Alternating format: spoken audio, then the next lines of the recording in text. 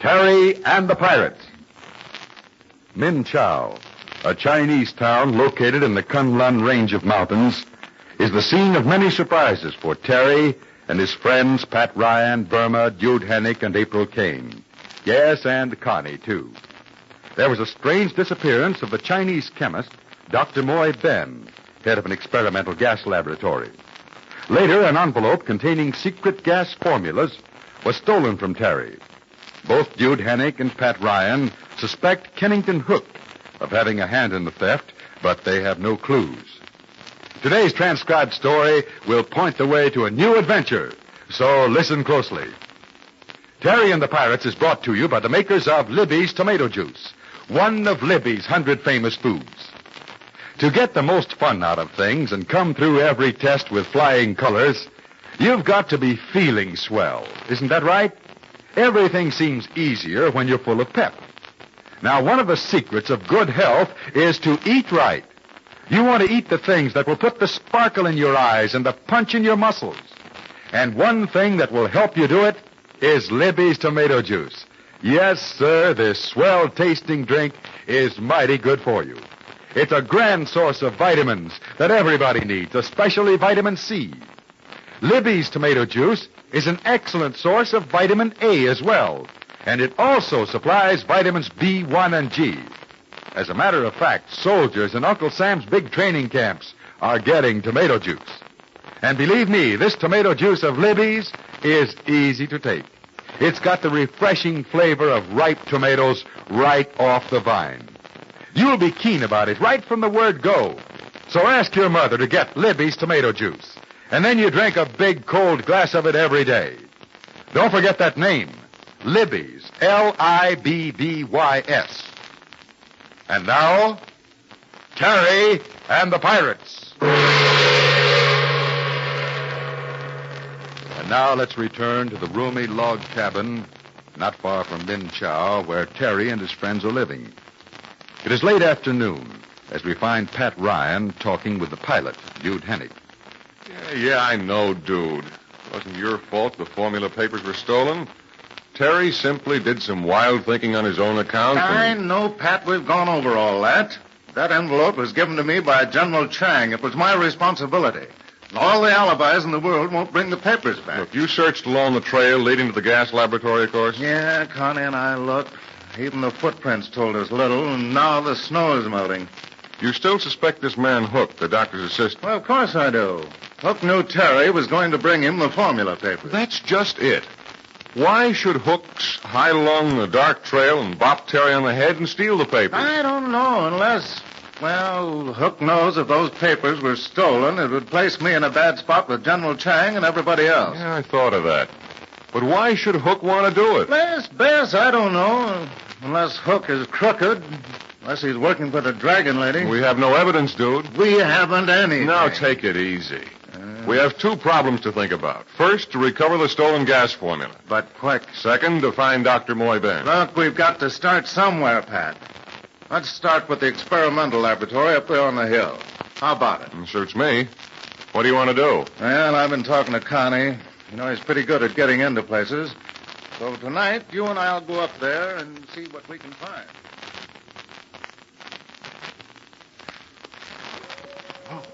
I've been frozen stiff waiting out here, Duty. Yeah, same here. Connie ought to be along in a minute now. We'll both freeze and crack up in little pieces if he doesn't. Yeah, it was warm enough during the day. The snow was melting, but now... Always freezes up at night. Yeah. Well, listen to those timber wolves. Yeah, the mountains are full of them. Hey, here comes someone. Must be Connie. Hey, Connie. This way. We're over here. Oh, 1,000 pardons, gentlemen. Connie has make see gas house is all going of people. O and K. The coast is clear, huh? Did you manage to get inside the laboratory, Connie? It is so. It is fixed up to enter immediately, if not sooner. You mean the laboratory door is open? Yes. Accepting for busy nervousness in knees or is hotty-dokey. Follow my heels, if you please will.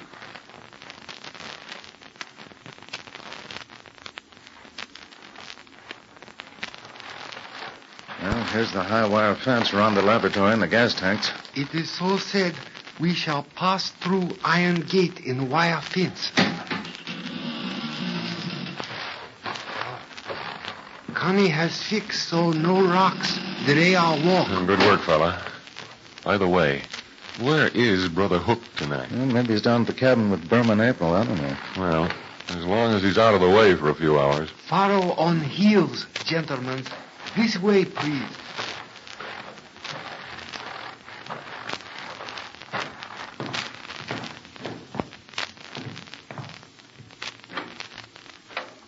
Hey, we better not light any lights. Use our flashlights. Uh-huh. You've never been up here before, I bet. No.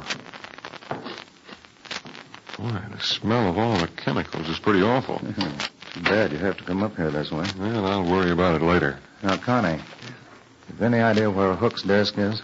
There is desk with chair down hall. Well, then lead us to it. I want to have a look-see and get it over with. Pat, we've got to be careful going along this hall. The tanks, you see, they contain various kinds of chemicals or poison gases. Be careful you don't open any jets. It might send us all bye-bye for good. I'm walking like I was on eggs duty. Yeah, they have a gas up here. It's outside in one of the big tanks called Moy Ben. It turns steel to ashes. Yeah, Terry mentioned it. Oh. Devil's own invention, eh? Imagine what a gas like that would do was ever released in a city, or even a town as small as Min Chow. 1, 2 desks in this room, peoples, side by each. I wonder if the desk is locked. Well, I got hold of a bunch of keys in town. One of them is sure to fit. Well, then get busy and work fast. I'll take Dr. Moy Ben's desk. Yeah, she's unlocked. It's a pretty sure sign there's nothing of value in here. And Hook's desk is locked. Uh-huh. Well, these keys ought to... It doesn't seem to be much of anything in this desk. Ah, here we are. This key will do the trick. Now, let's see. Nothing much here. A few technical books, writing paper. A wild duck chase, perhaps. Try the middle drawer, Pat. I think we're wasting time. If Hook is half as clever as we think he is, we'll find nothing around here. That's the trouble. People try to be too smart. We overlook important things because they're right in front of our eyes. Well, keep on looking. You never can tell about... Bless, I fancy this helps our case against Mr. Kennington Hook. What's that do? Yeah, take a look for yourself. Do you recognize this? Well, that'll be It's the envelope. The original envelope General Chang gave you when we started from Min Chow. Yeah, the same envelope that was stolen from Terry. Only the formula papers are missing. Yeah. Well, we can't expect all the breaks. This envelope certainly indicates that Handsome Hook had something Hush, to do... and quiet. Oh, somebody has come inside from outside. Shutting of door was from front side. The night watchman. Does this place have such a thing? Perhapsly, but doubtfulness. Okay, keep the flashlights off. We'll wait here in the dark a moment and find out. Who is in building is not coming this way. So must have stopped in other room, Connie would suggest. Oh, loosen. In front place room is crick machine. A typewriter, no less. Now, there's a light on now. You can see it through the doorway down the hall. Who could it be? Hook or who? Mr. Ryan Pat, please excuse Connie, who makes Rook C. Wait here in darkness. I shall return topside soon.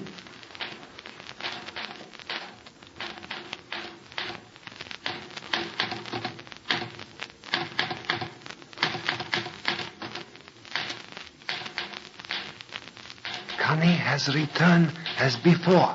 Tippy toes and Rook C. The man at Crick machine I have never seen before now. You're sure you've never seen him around, Connie? Man at Crick machine is stranger, Mr. Doodle. Well, that may be true, but he seems to know his way about. Coming in the front way, using a typewriter. Stranger is bad face, looking evil to Connie. Look, suppose I go down the hall and step into the room and talk to him. You and Connie can join me in a moment, eh? Yeah, sounds okay. I'd like to know who that midnight visitor is. Look, you wait here a few minutes before you join me. I'd like to talk to our visitor.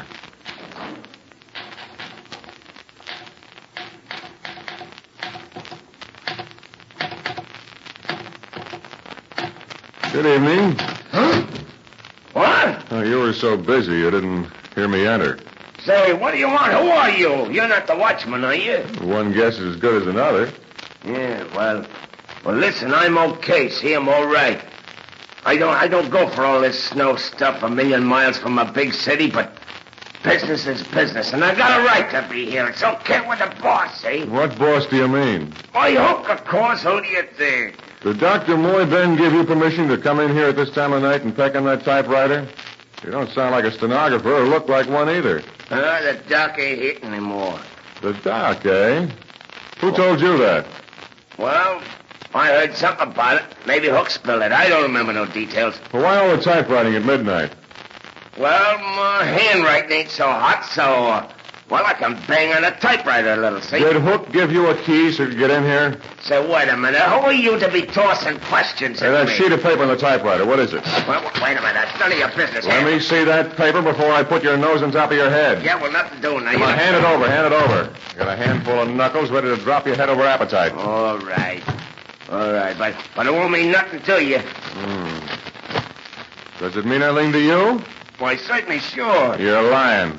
You were simply making a copy from that paper there at your elbow on the desk. Well, what if I am?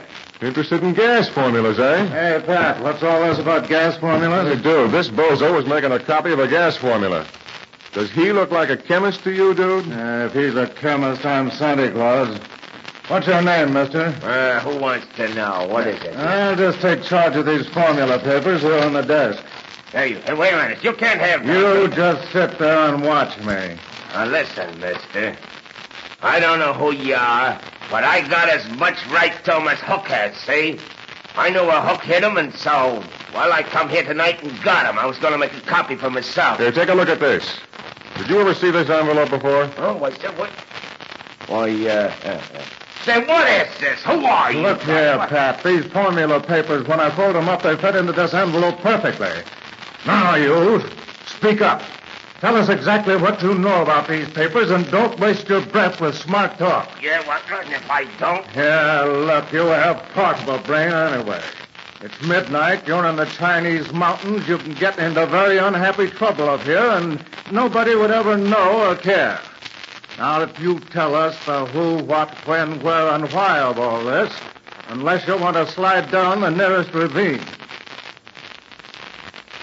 Well, at last, Jude Hennick has definite proof linking Kennington Hook to the stolen formula papers. Who is this midnight stranger who came in and used the typewriter? I'll give you a hint about tomorrow's adventure in just a moment.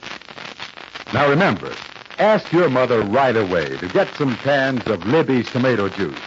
It's the grand-tasting juice of red, ripe, prize tomatoes. It looks delicious. It tastes simply swell, and it's mighty good for you. Tell Mother that Libby's tomato juice is rich in vitamin C, and I know she'll be glad to get some. Libby's tomato juice is a fine breakfast drink, fine between meals, too. Another dandy drink that Libby brings you is pineapple juice from Hawaii. It has the wonderfully delicious flavor of field-ripened Hawaiian pineapple. It's a drink that everybody goes for. Ask your mother now to get Libby's pineapple juice and Libby's tomato juice. Well, I'm sure you'll all want to be with Jude and Pat and Connie as they confront the man at the typewriter in the laboratory. When a new surprise and a new danger turns the tables during this midnight adventure. Now, it's due to happen on tomorrow's transcribed thriller. So get your share of excitement at the same time when you hear the following.